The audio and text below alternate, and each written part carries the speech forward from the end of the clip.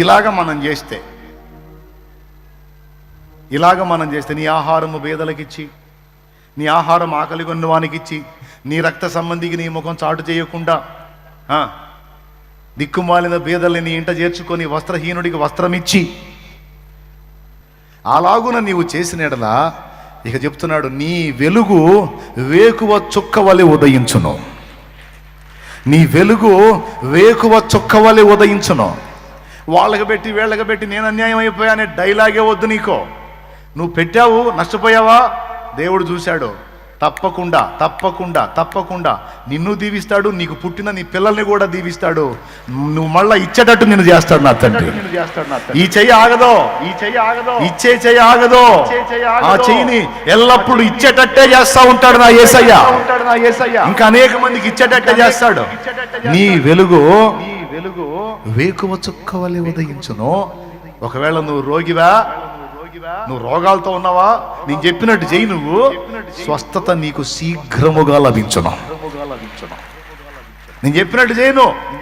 దీనుల్ని అభాగ్యుల్ని నీకున్న దానిలో చేయదగ్గ దానిలో చెయ్యి, నీ రోగాన్ని నేను తగ్గిస్తా అని చెప్పాడు. నాకు తెలియదు, ఆయన చూడండి, చదవండి అక్కడ. నీ నీతి నీ ముందర నడుచునో, యెహోవా మహిమ నీ సైన్యపు వెనుకటి భాగమును కావలి కాయును. దేవుని మహిమ నీకు కాపుదలగా ఉంటుందంట. ఆయన చెప్పి చేస్తే, ఆయనకి ఇష్టమైన ఉపవాసం చేస్తే, బంధింపబడిన వారిని విడిపిస్తే, కాడిమాను సాతాను కాడి కింద బందీలైన వాళ్ళని విడిపిస్తే, దిక్కుమాలిన వారిని చేర్చుకొని ఆదరిస్తే, రక్త సంబంధికి సాయం చేస్తే, వస్త్రహీనుడికి వస్త్రం ఇస్తే,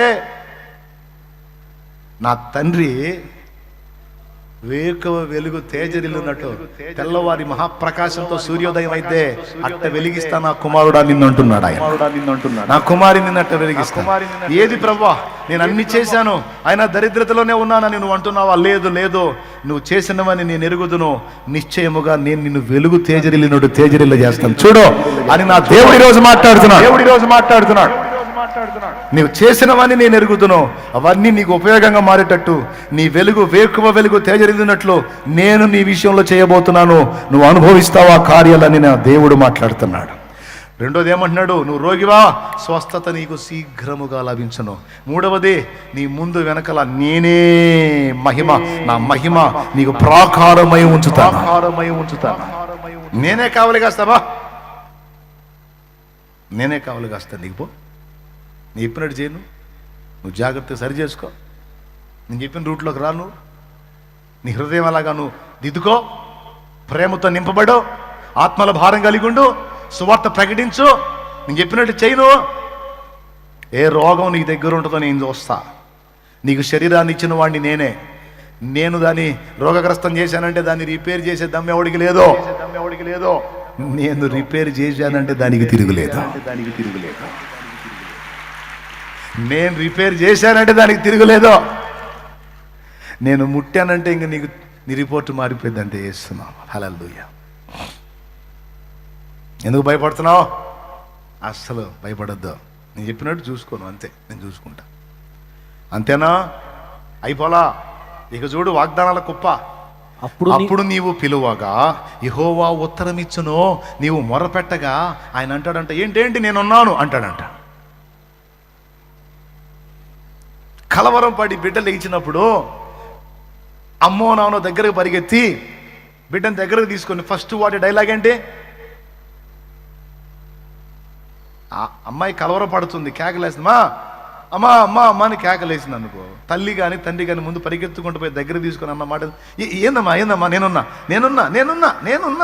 నేనున్నా కదా. ఏదన్నా తరమబడినప్పుడు కూడా బిడ్డ బెదిరిపోయి దగ్గరికి వచ్చినప్పుడు చుట్టేసుకొని మనం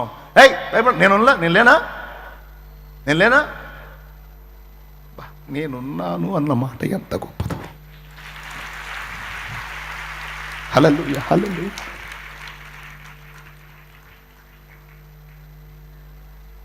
నేనున్నాను అన్న మాట ఎంత బలమైందో. గుండె చేతిన బిడ్డకి తండ్రి దగ్గరకు చేరి, ఎందుకు భయపడుతుందో పిచ్చిదాను, నేనున్నాను. తల్లిదండ్రులు విడిచిన గాని తాను విడువడెప్పుడు మమ్ము, తల్లిదండ్రులు మరచిన గాని తాను మరువడెప్పుడు మమ్ము, ఉల్లమునెత్తి పిలిచిన వేళ ఓహోయనుచు తరికి వచ్చు, ఉల్లమునెత్తి పిలిచిన వేళ ఓహోయనుచు దరికి వచ్చు, యేసువంటి ప్రియ బంధుడు నాకిక ఇహపరములలో లేడన్నా. నానాని కేకేస్తే అయ్యా తండ్రి దేవాని కేకేస్తే ఓయ్ నేనున్నా, పిలుపుకి ఓహో అని పలుకుతా, ఆ ఓహో అనుకుంటూ వస్తాడంట. బిడ్డలారా, ఎంత అద్భుతమైన వాగ్దానమో చూడు.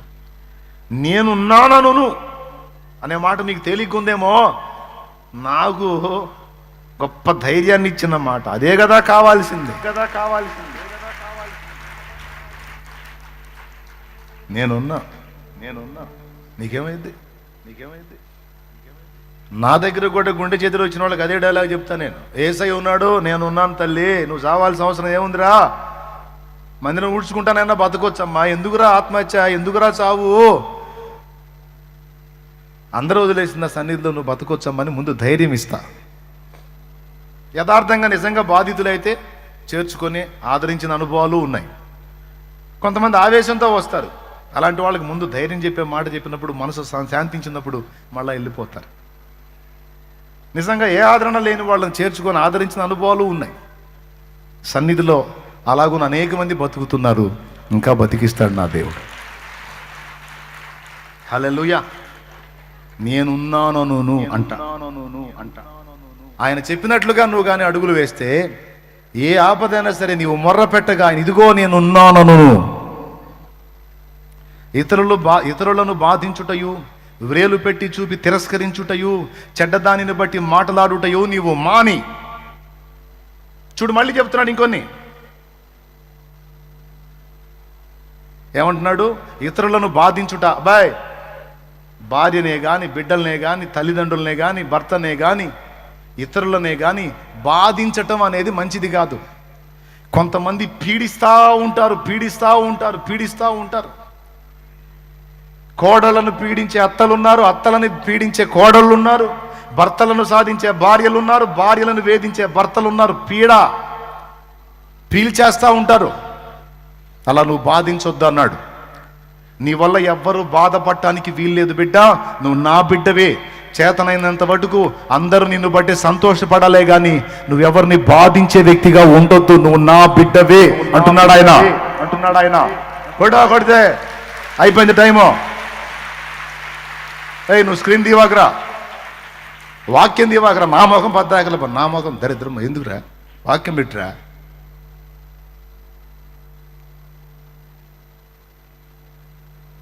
ఇతరులను బాధించుట అనేది చిన్న విషయం కాదు. కొంతమంది చేస్తున్నారు, అది చేయొద్దు. నీకు సాగింపుడు సాగుతుంది కదా అని నువ్వు చేయొద్దు. ఎవరిని బాధించకూడదు. నువ్వు సాధ్యమైనంత వరకు దేవుణ్ణైనా మనుషులైనా నీ చేతనైనంత మటుకు ఆనందపరచడానికి, దేవుణ్ణి బట్టి సంతోషపెట్టడానికి నువ్వు అడుగులే. నీ వల్ల ఎవరు బాధింపబడకూడదు. అది ఆపేసేయమన్నాడు. బాయ్, వింటున్నావా? నువ్వు మాట వినకుండా విర్రవిగుతా తిరుగుతుంటే ఎవనుడా నీ తల్లిదండ్రి బాధపడతారు. మరి వాళ్ళని నువ్వు బాధించుచున్నావు.